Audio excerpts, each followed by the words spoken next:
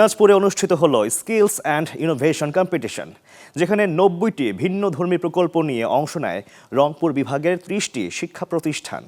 আয়োজকরা বলছেন, কারিগরি শিক্ষার্থীদের উদ্ভাবনী চিন্তা ও প্রযুক্তিগত দক্ষতা বাড়াতে ভূমিকা রাখবে এই প্রতিযোগিতা।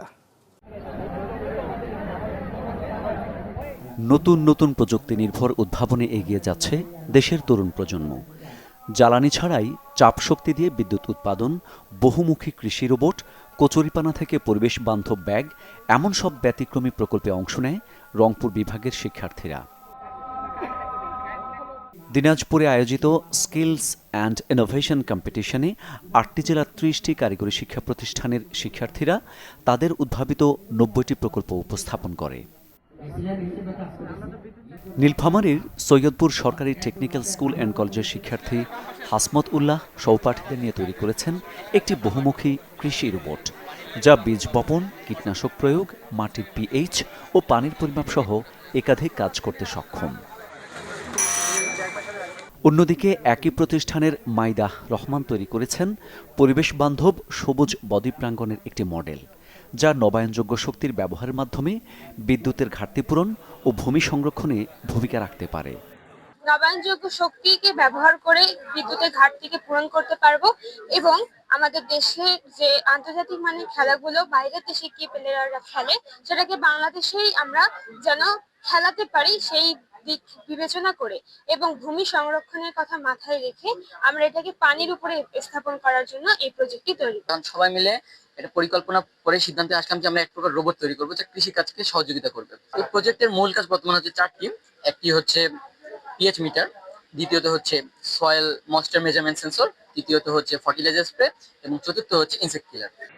এছাড়াও প্রদর্শিত হয় smart line following robot, short circuit alarm system, air conditioner বিস্ফোরক প্রতিরোধক, পলিমার রিসাইকেলড কনস্ট্রাকশন সহ নানা উদ্ভাবনী প্রকল্প।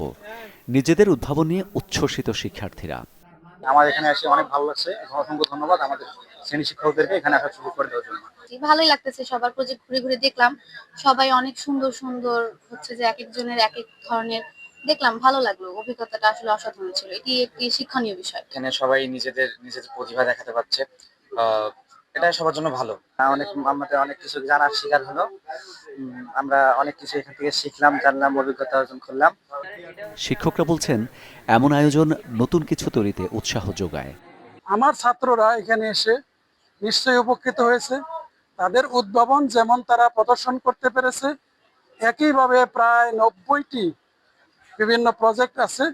এখানে এসে সকলের প্রজেক্ট দেখছে, সকলের সাথে তাত্ত্বিক এবং ব্যবহারিক জ্ঞান শেয়ার করছে। কারিগরি শিক্ষার্থীদের মেধা ও উদ্ভাবনী শক্তির বিকাশে এবং তাদের উদ্ভাবনকে জাতীয় পর্যায়ে তুলে ধরতেই এই প্রতিযোগিতার আয়োজন করে শিক্ষা মন্ত্রণালয়ের অধীনস্থ এসএফ প্রকল্প। কিভাবে এটি সবার ভিতরে আমরা ছড়িয়ে দিতে পারি, সেজন্য এই বিশেষ দিনটি আমরা উদযাপন করেছি। আমরা বড় একটি র্যালি উদযাপন করলাম। 30টি প্রতিষ্ঠানের শিক্ষার্থীরা 90টি উদ্ভাবনী প্রকল্প নিয়ে এখানে অংশগ্রহণ করছে। এটি শুধু একটি সংখ্যা নয়, এটি আমাদের তরুণদের সৃজনশীলতা, কৌতূহল এবং উদ্ভাবনী শক্তির একটি শক্তিশালী প্রতিফলন।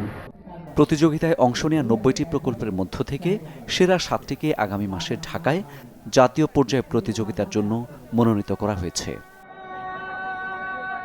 Desk report, channel 24।